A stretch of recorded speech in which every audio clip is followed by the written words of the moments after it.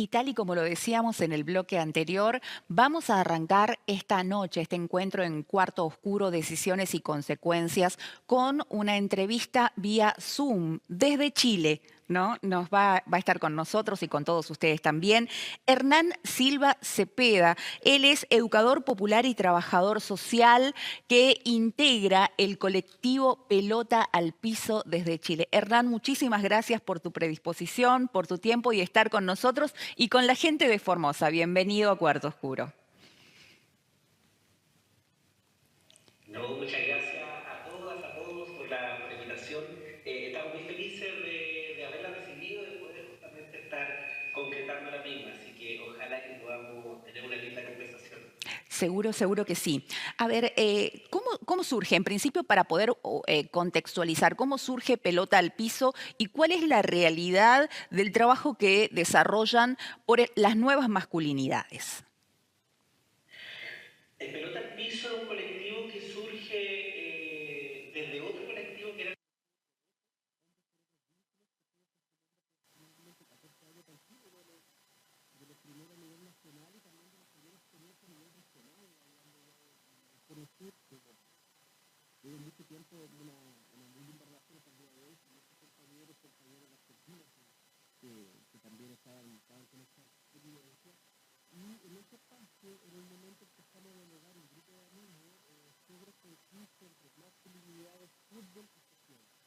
como además también se podía utilizar el fútbol, que es un lugar que naturalmente que se asociamos a conductas violentas, ya sea la pelea dentro de la cancha, las peleas de las barras, pero también asociado al consumo de alcohol de los varones. Entonces son prácticas que de una u otra manera no están ligadas a los cuidados.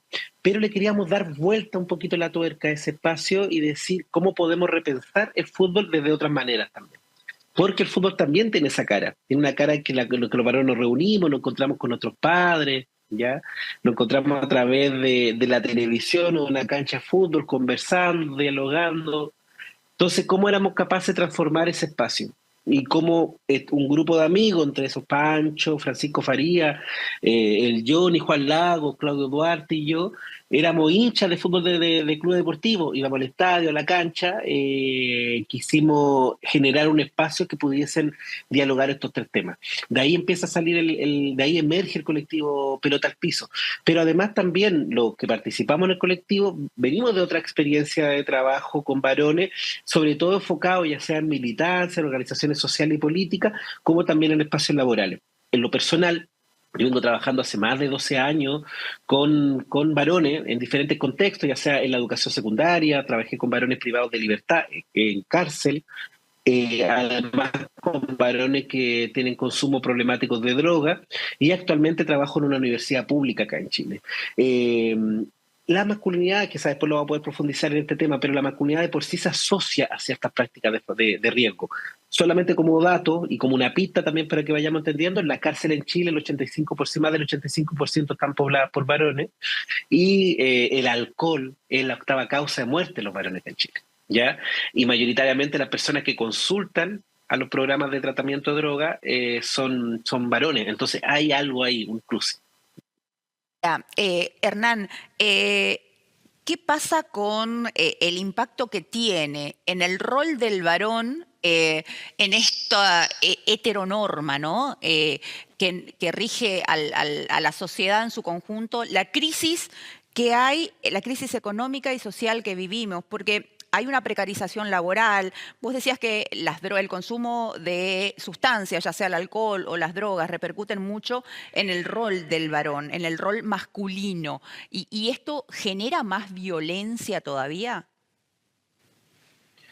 Por supuesto que sí, yo creo que están completamente asociadas estas crisis de la masculinidad, si le podemos decir de alguna manera, que no es necesariamente una crisis de que denote un término, sino que denota un acomodamiento, ¿ya? En Chile lo vivimos ya en la época, en el año 83, con la crisis económica por la dictadura cívico-militar, que obliga muchas veces a varones que quedan muchos varones cesantes, obliga también a la participación laboral remunerada de las mujeres, y ahí viene una crisis, por supuesto, de los varones, pero esto se va como reacomodando. ¿Ya? Uno de los grandes problemas que tienen que ver la crisis económica, tiene que ver con, o se relaciona con esta posición o esta imagen que tenemos que tener los varones constantemente de que somos proveedores, por ejemplo. Sí. Y si no somos proveedores únicos en nuestra casa, vamos a ser los proveedores que más dinero llevan a la casa. Ujú. Y como el patriarcado se une ya o se intersecciona con el capitalismo habla también de una imagen, de un sujeto, de un individuo que va a tener más poder siempre y cuando tenga el recurso económico. ¿Ya? Entonces, al no contener ese discurso, ese recurso económico, o al verse debilitada también nuestra participación en el espacio laboral, o verse de manera más inestable, por supuesto que va a existir una crisis. Y esa crisis la vamos a afrontar de la manera que el mismo sistema patriarcal nos ha educado para afrontarla. O sea, uno mediante la negación, ¿ya? Porque no somos educados para expresar ciertas emociones. Las emociones que somos educados en estos contextos patriarcales tienen que ver con la rabia, con la ira, ¿ya? Pero Claro, no pero no necesariamente con puede, no demostrar puede, nuestra el varón no tiene que fragilidad. llorar. El nene no tiene que llorar, el hombre no llora. Eso es lo que se No enseña, ¿no? llora, por Usualmente. supuesto. Pero puede llorar según el contexto. Las emociones están generizadas y además contextualizadas. ¿A qué me refiero con esto? En el fútbol mismo, un varón puede ser un ícono de la testosterona de un equipo y si hace un gol en el último minuto, ya va a poder, va a ser hasta más reconocido en su masculinidad. Le pasa a Messi. En la final de la Copa América, cuando sale lesionado, se va a llorar a la banca y no necesariamente se ve cuestionada la masculinidad de Messi, sino que se ve hasta potenciada. Mira su nombre hasta que llora. Pero un hombre no puede llorar cuando tiene problema económico, cuando tiene problemas también en la esfera sexoafectiva, ¿ya? Cuando tiene miedo, ahí parece que se ve más cuestionada esa demostración o esa visibilización de la emoción.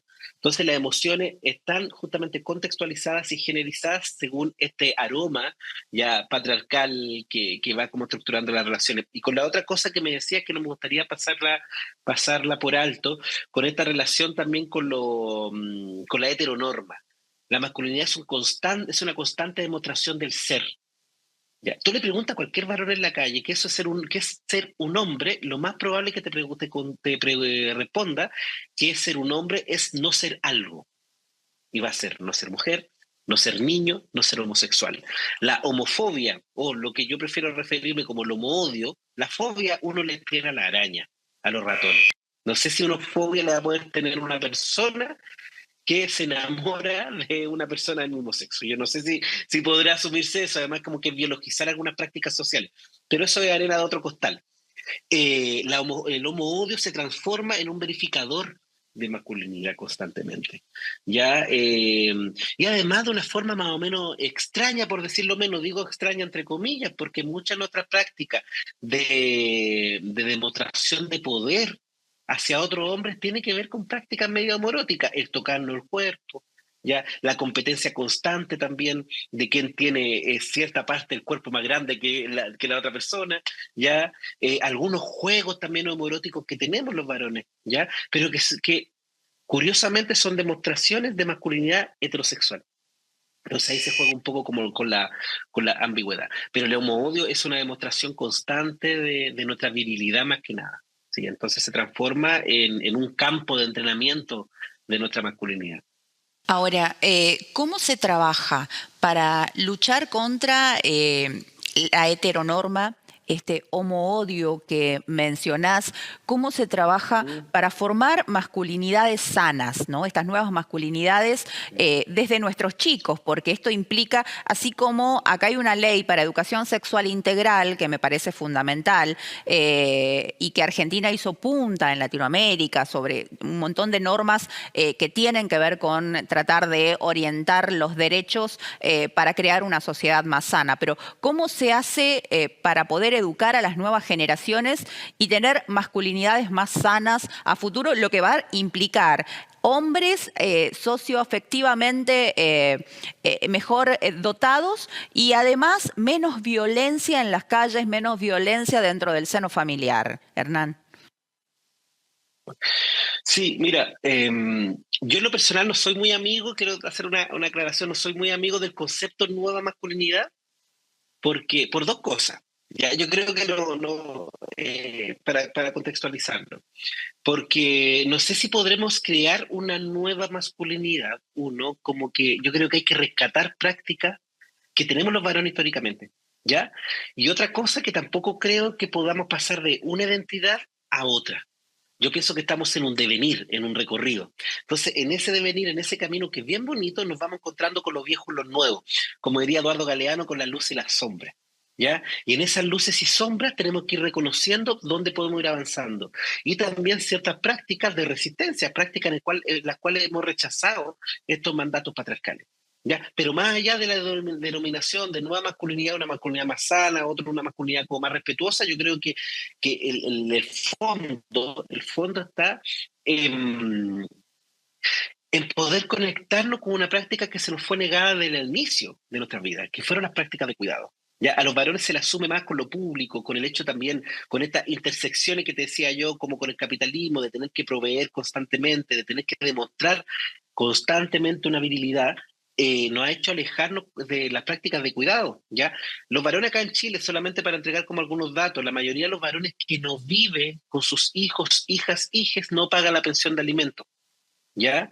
Lo ve cada 15 días, con suerte, ¿ya? Los varones que viven con sus hijos, hijas, hijes, gastan tres veces menos tiempo que su compañera en relación heterosexual, estoy refiriendo, que su compañera en el cuidado de los hijos e hijas e hijas. ¿Ya? Acá en Chile tuvimos hemos tenido una situación que fue mundial, el tema de la pandemia, que asocia, por supuesto, con una crisis económica, y acá se hace un ejercicio que viene de la época de la dictadura, antes de la dictadura, que son las ollas comunes, que eran espacios de cuidado, ya donde la gente, la comunidad se alimentaba colectivamente. Esos espacios de cuidado comunitario también mayoritariamente son manejados. ¿Ya? En las esferas de cuidado de toda nuestra sociedad, ya sean los co-cuidados, que tiene que ver con el cuidado de los niños, las niñas, otras personas que necesiten cuidado, en los cuidados sociales y también en el autocuidado, somos siempre personas que otorgan menos tiempo a ese tipo de práctica. Creo que empezaron a asociar desde la primera edad, ¿ya? Con la práctica de cuidado, que estas no sean biológicamente instaladas, porque se ocupa como la biología, ¿ya? Instalada como en los cuerpos de las mujeres, creo que por ahí puede haber también una alternativa. Pero creo que también tiene que haber justicia. Creo que también tenemos que tener un sistema social, económico, que nos otorgue la posibilidad de gozar de esos espacios, ¿ya? Que nos otorgue la posibilidad también de tener derechos sociales, ¿ya? Que nos permitan también ocuparnos de el cuidado de nuestra salud, de ocuparnos también del cuidado de otras personas. Creo que tiene que haber también una confluencia de diferentes tipos de factores. Dentro, y con esto termino, disculpa, dentro específicamente de la subjetividad de los varones, primero es no asociarnos con prácticas de violencia, no asociarnos con prácticas de competencia.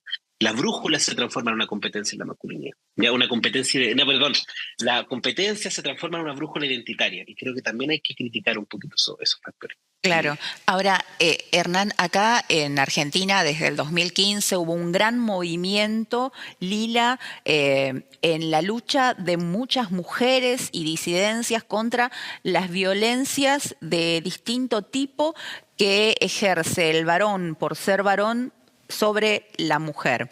Se logró mucho, ¿no? Porque se lograron normas y protocolos de intervención y para generar conciencia. Pero sabemos que muchas veces la letra de las leyes son lindas, pero cuesta bajarlas al territorio. Y en esto un rol fundamental cumplen las organizaciones no gubernamentales de la sociedad civil. ¿Ustedes cuentan con normas que apoyen a las víctimas de violencia ahí en Chile?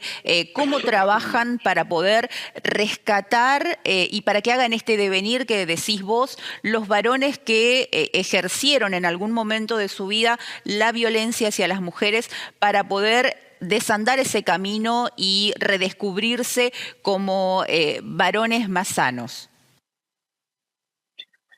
Sí, bueno, pasa algo bien particular porque al menos acá en Chile estamos mirando con ojo, con mucha atención lo que estaba sucediendo en Argentina con con la ESI, con la educación sexual integral.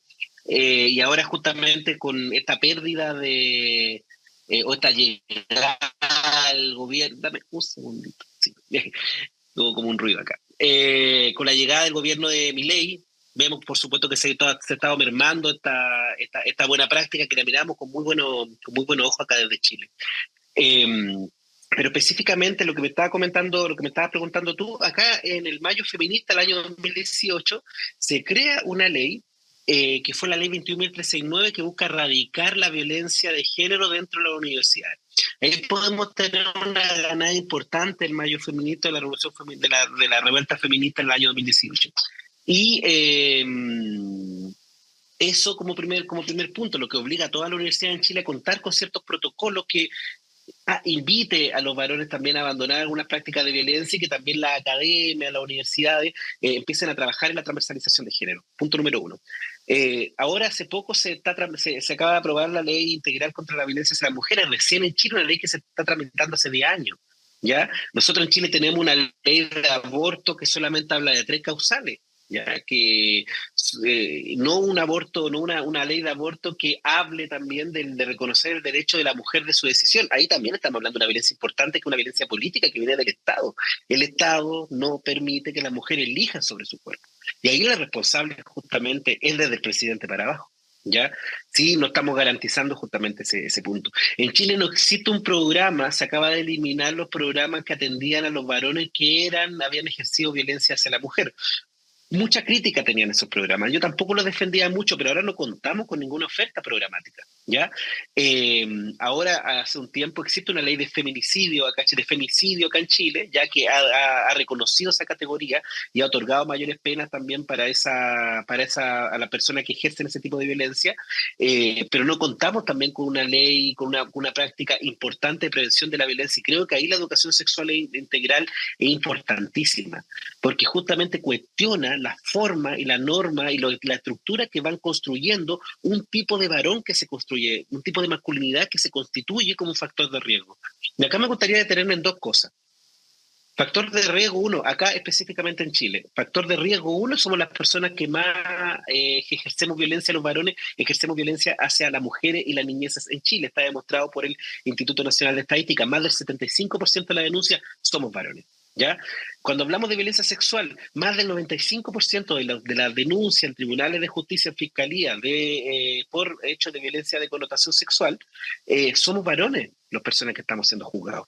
Entonces, el punto número uno, este tipo de masculinidad constituye un riesgo hacia mujeres y niñeces, pero también constituye un riesgo hacia otros hombres. En Chile, la mayor cantidad de homicidios son hombres matándose con otros hombres. ¿Ya? La mayor cantidad de los homicidios en Chile son hombres matando a otros hombres. Pero también es un factor de riesgo hacia nosotros mismos. De 5 suicidios, 4 de ellos son varones en Chile. ¿Ya? El 85% de las cárceles están pobladas por varones. El alcohol es la 8ª causa de muerte en Chile de los varones. ¿Ya?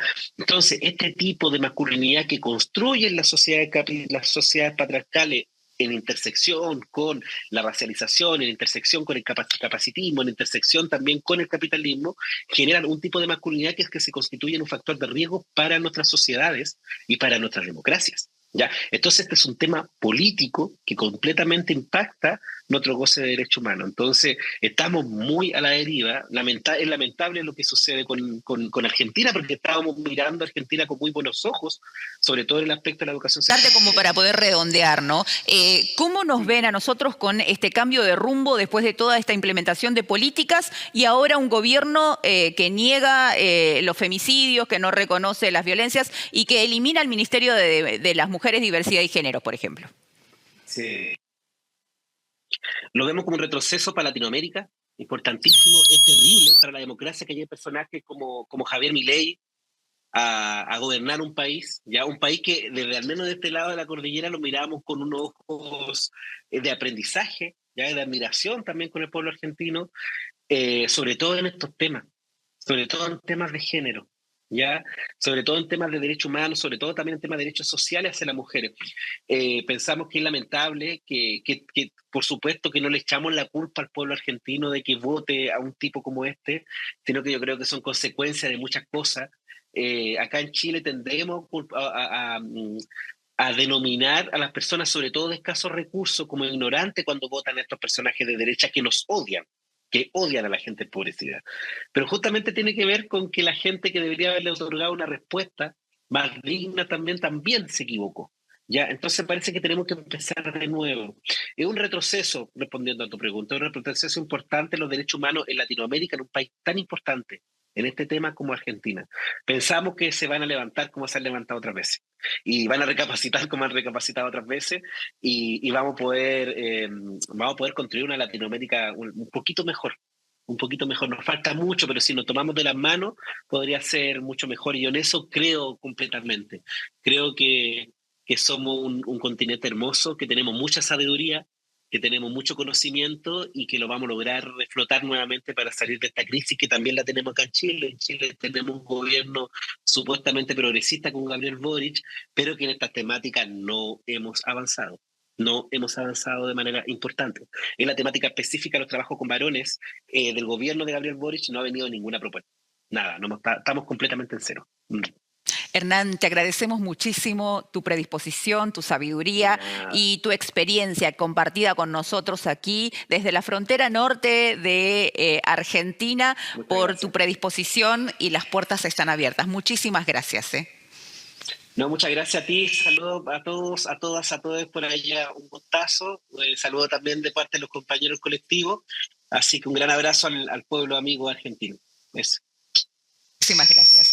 Así escuchábamos a Hernán Chao. Silva, este contacto que mantuvimos con el colectivo Pelota al Piso desde Chile, del otro lado de la cordillera de los Andes, contándonos su experiencia sobre el trabajo incesante, incansable que realizan por este devenir dentro de construir una masculinidad que sea más sana, ¿no? Donde el sentir pueda ser manifestado, donde las violencias puedan ser erradicadas y con todo este riesgo que él plantea, ¿no? Que es tan importante hablarlo. Son necesarias políticas de Estado para que ayuden a todo esto, para que potencien este trabajo, porque las organizaciones, por más buena voluntad que tengan, solas no pueden. Son necesarias políticas de Estado. ¿Y cómo nos ven desde el otro lado de la cordillera?